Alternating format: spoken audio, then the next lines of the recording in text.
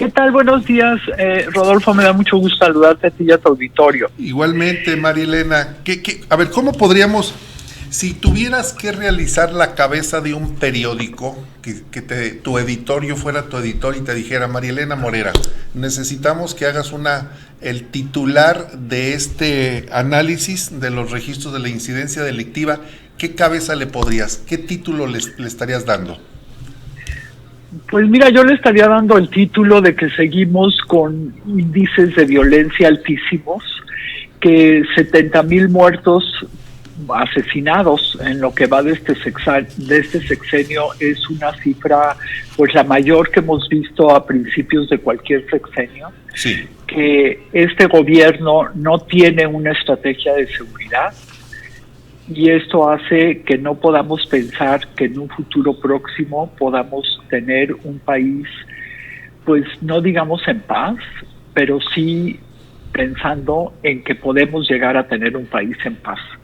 Hoy las cifras delictivas, la falta de estrategia de seguridad del gobierno federal, sí, ni siquiera nos permiten ver cuál será el final del túnel. Así, entonces pudiéramos decir, no se ve la luz del túnel. O sea, estamos en total oscuridad. Estamos en total oscuridad, ¿no? En los 2 últimos años la seguridad pública se ha militarizado aceleradamente, como nunca lo habíamos visto en ningún otro gobierno, a pesar de que todos los gobiernos, pues ya llevamos décadas que utilizan a los militares, por ejemplo, en el tema del narcotráfico. Luego el presidente Calderón los metió mucho más a temas de seguridad pública por la violencia en Michoacán, y luego se siguió a varios estados de la República, el presidente Peña Nieto igual.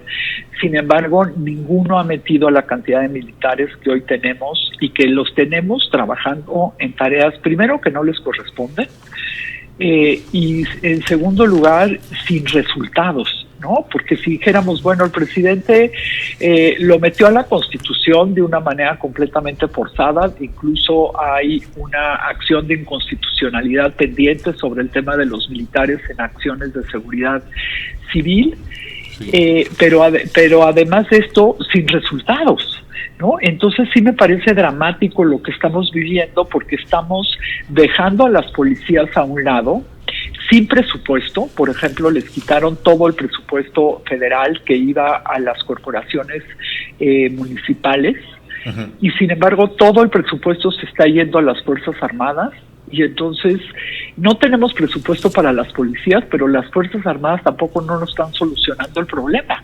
Entonces creo que estamos en un problema mayor, y yo incluso me atrevería a decir que ya no se trata de la militarización del país, se trata de militarismo. Esto significa que el presidente está incluyendo en su proyecto político a los militares, porque no solo les ha dado responsabilidades de seguridad pública, sino que también ahora pues resulta que son empresarios de la construcción, sí, que son administradores de puertos y aeropuertos, que llevan la obra del Tren Maya, que llevan la obra de la refinería, que llevan la obra del aeropuerto, y además tenemos también un militar como director de finanzas del ISSSTE, ¿no? Entonces sí me parece preocupante el momento que está viviendo México, porque tu auditorio podría pensar, bueno, ¿y qué tiene? ¿No? ¿Qué tiene que pongan los militares que claro, tienen más credibilidad que los civiles en estos puestos? Bueno, pues sí importa, porque primero es mucho más difícil auditar el dinero que pasa por los militares, porque siempre te contestan que es seguridad nacional y entonces no te contestan nada. En segundo lugar, porque puede estar provocando un problema de corrupción al interior, un fuerte problema de corrupción al interior de las Fuerzas Armadas, al darles tanto dinero, tanto para la operación de las Fuerzas Armadas como para todos estos proyectos que te estoy mencionando. Porque de hecho, ellos no pueden construir todas las obras que el presidente les ha dado, entonces ellos están subcontratando, sí, ¿no? Y en estos subcontratos, pues nadie sabe qué es lo que está sucediendo, ¿no? Y en tercer lugar, porque está minimizando a las instituciones civiles al convertirlas en instituciones militares, y esto hace que mucho de la profesionalización que habíamos tenido a través del tiempo de estas instituciones civiles se rompe en el momento en que tú pones militares a la cabeza. Y además, no hay que dejar de decir, el problema en derechos humanos. Quienes más violaciones a los derechos humanos cometen son precisamente las Fuerzas Armadas. Y mucha gente dice, ¿qué importa? Porque eran delincuentes, y ¿qué importa si los torturaron? Sí importa, porque no sabemos si eran delincuentes hasta que hayan pasado por un proceso judicial. Sí, tienes razón. Luego ahí nos tratan de vender el producto de que es un delincuente y que por ello no tiene derechos humanos sin que haya sido juzgado, sentenciado, y pues como hay muchas personas en la cárcel que no sabemos si realmente fueron los responsables. Además hay un dato, aparte de que me preocupa mucho eso, dices, no es lo mismo que está militarizando el país que ya es un régimen militarista. Hay un dato también revelador en el análisis que hicieron ustedes en la organización que presides, Causa en Común, en la que señala en el subregistro.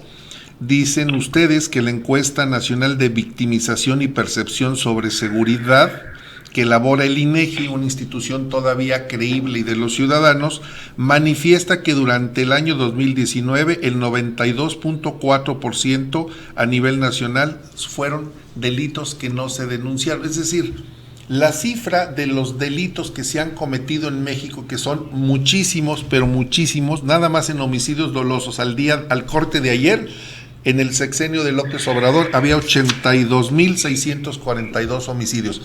Es decir, que hay más datos duros, Marielena Morera, que no conocemos. Así es, hay muchísimos datos que no conocemos, porque si bien en homicidio es uno de los delitos, bueno, pues que más se denuncia y que sabemos que la persona la mataron. Sin embargo, hay muchos otros delitos como el robo a casa habitación, violencia familiar, el narcomenudeo, la extorsión, ¿no? Que son delitos que se denuncian mucho menos. Como bien dice el INEGI, tenemos un promedio del 92% de los delitos que no se denuncian, pero además de eso hay un subregistro o hay un acomodo de los registros por parte de las procuradurías o las fiscalías estatales. Esto quiere decir, por ejemplo, en el tema de los asesinatos, que casualmente te ponen en un mes, por ejemplo, que disminuyeron los homicidios dolosos, que son los asesinatos. Por ejemplo, hubo 28 homicidios menos, pero hubo 30 homicidios culposos más. Esto significaría que no asesinaron a la gente, pero resulta que hubo más personas que murieron atropelladas por un coche, lo cual es ilógico. Es ilógico que disminuyan una cifra por un lado y aumente por otro. Esto quiere decir que están simulando, ¿no? Y cambian los delitos de un lado para otro, y entonces no están registrando bien los delitos con tal de decir, pues tenemos menos delitos. Y esto es gravísimo, porque el Secretariado Ejecutivo del Sistema Nacional de Seguridad Pública, que tendría que estar haciendo auditorías a las fiscalías, pues quiere decir que no las está auditando.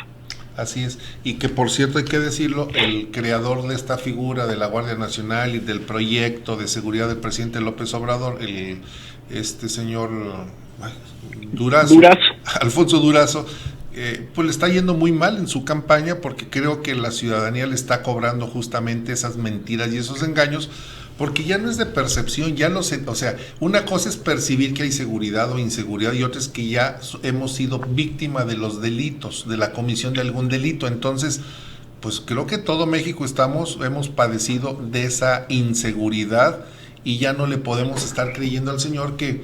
¿Recuerdas cuando inició López Obrador que decía abrazos y no balazos, y que al año nos pidió un año más de prórroga? Ya llevamos 2 años y 4 meses que le otorgamos de garantía, y creo que las cosas están peor.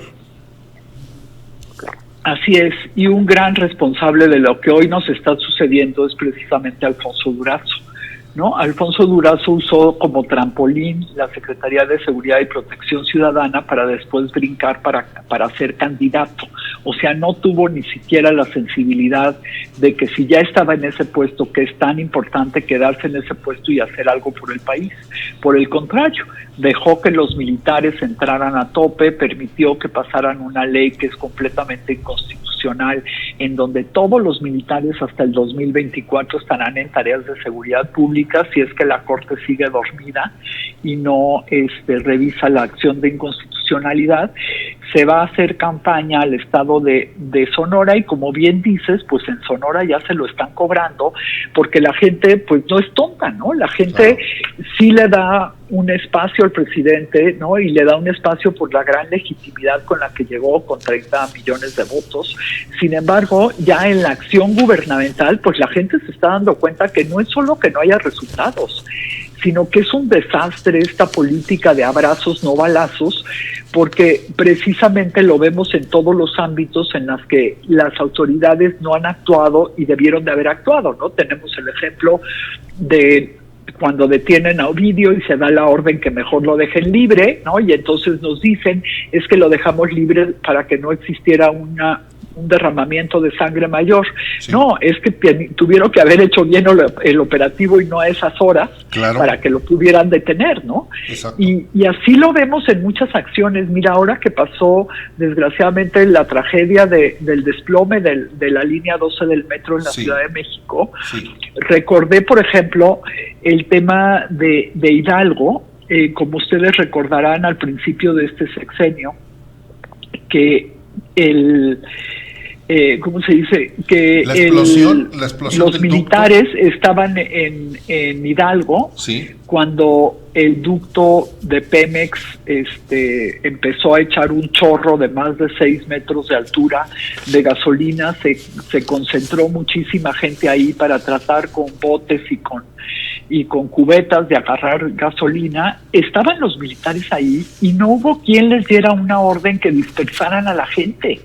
Sí. ¿No? Y entonces tuvimos una tragedia de 94 personas muertas y muchísimos heridos, ¿no? Y esa tragedia no tenía que haber ocurrido si hubieran dado la orden, ¿no? Claro. Y sin embargo el presidente al día siguiente en su mañanera salió a decir, él y el secretario de la Defensa, que no se había dado la orden para evitar que sucediera, que su personal hiriera a un poblador o que los pobladores hirieran al personal militar, ¿no? Me parece de lo más absurdo. Claro. No tiene sentido entonces la creación de una guardia del ejército. No tendría exactamente sentido. Porque entonces, ¿cómo justificas, no? Claro, es el uso legítimo de la fuerza que posee el Estado para inhibir o para controlar un desastre o una conflagración. Exactamente, ¿no? Y lo estamos viendo ahora, por ejemplo, en los municipios, que hay varios candidatos, pues que ya los han matado, y hay otros candidatos que seguramente ya los amenazaron, y también vamos a tener candidatos narcos. ¿Por qué? Porque lo han permitido, porque han permitido con esta política que cualquiera se apropie del Estado mexicano. Así ¿no? es. Y me parece que todo esto pues es gravísimo porque se suma a la incidencia delictiva que no baja, pero además a tener narcogobiernos. Que es lo más grave. Eso que dices es lo más grave, María Elena Morena. Apuntamos a un narcogobierno porque hay una laxitud, hay una atonía por parte del Estado mexicano para combatir al crimen, y simple y sencillamente se la pasa dando recomendaciones como que va a acusar a los muchachos que se portan mal con sus mamacitas y sus papacitos y que les den sus zapes para que se porten bien.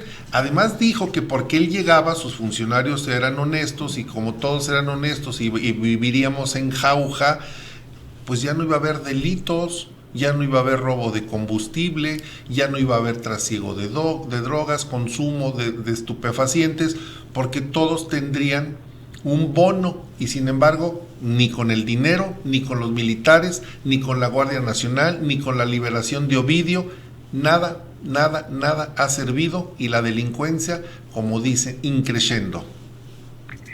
Así es, y mira, esto es gravísimo porque los ciudadanos ya se dieron cuenta que tenemos un problema de inseguridad, que el gobierno federal no lo está haciendo bien, ¿no? Sin embargo, los ciudadanos todavía no terminan de enlazar que quien es el responsable es el presidente. Exacto. Pero sí están viviendo en carne propia a la delincuencia, ya sea porque la violencia intrafamiliar ha subido muchísimo por la pandemia y no han logrado controlarlo, porque el narcomenudeo sigue subiendo, porque hay comunidades que están tomadas por el crimen organizado y sufren el terror del crimen organizado porque no hay quien los detenga, ¿no? Entonces me parece que todo esto pues se va sumando y no vemos dónde vayamos a terminar. Sí. No se ve la luz al final del túnel. María Elena Morena, sé que tienes un compromiso nada más de 1 minuto, si me lo permites, se están sumando ustedes a un amparo colectivo para que las personas, quienes estamos, que somos todo México prácticamente, no nos registremos, promovamos un amparo, presentemos más bien un amparo para evitar el registro en el Padrón Nacional de Usuarios de Telefonía Móvil, mejor conocido como el PANAUT. ¿Qué están haciendo ustedes? ¿Cuál sería el método, la mecánica a seguir para que nos registremos en este amparo colectivo? Muchas gracias, Rodolfo, por preguntarme. Efectivamente, mira, cuando salió esta ley, esta iniciativa y luego la convirtieron en ley, nos parece absurdo que quieran tener nuestros datos biométricos para evitar que nos extorsionen. Pues además nos van a extorsionar más, no menos. Claro. Además, es una afrenta a nuestros derechos humanos, al uso de Internet y al uso de la telefonía, porque si resulta que no le quieres dar tus datos biométricos a las telefónicas, pues ya no vas a tener celular de acceso a Internet. Entonces decidimos reunirnos con un abogado constitucionalista y especialista en amparos, que es Luis Pérez de Hacha, quien nos hizo un amparo pro bono. Esto significa que el amparo no le va a costar nada a la gente que se quiera amparar cuando su teléfono sea personal. No es para empresas, es solo para personas físicas. Y lo que estamos haciendo es que a través de la página de Causa en Común, se pueden meter también a nuestro Twitter, Causa en Común, y ahí viene un correo electrónico donde tú mandas tus datos, tu nombre completo, tu teléfono celular, y entonces de vuelta de ese correo te van a mandar las hojas donde tienes tú que firmar para el amparo y tienes que dar un comprobante de la telefónica, ¿no? Una copia del comprobante para que te puedas amparar. Y todos estos amparos a través de Causa en Común y el despacho de Luis Pérez de Hacha, vamos a meter el amparo, que tenemos que hacerlo antes del día 30, entonces estaremos recibiendo la comunicación de todos ustedes antes del día 25 para que la podamos ordenar y la pueda llevar el abogado al juzgado que corresponde, que tiene que ser un juzgado especialista en temas de telecomunicaciones. Bien, yo tengo aquí un correo que dice con mis datos @causaencomún.org.mx, ¿es correcto? Así es el correo que te iba a dar. Ese es el correo correcto. Ya nos han llegado más de 6,000 personas que se quieren amparar y seguramente en estos días llegarán mucho más. Bien, lo repito, con mis datos @causaencomún.org.mx, lo estamos poniendo ya en pantalla, lo vamos a subir a nuestras diferentes plataformas para que las personas que estén interesadas pues envíen sus datos. María Elena Morena, muchas gracias, como siempre eres tú muy gentil, muy generosa en compartir tu conocimiento, tu experiencia, pero sobre todo tu opinión. Muchas gracias a ti por la llamada, estoy para servirles, le mando un abrazo a todo tu auditorio. Igualmente un abrazo, hasta luego María Elena Morena. Presidente.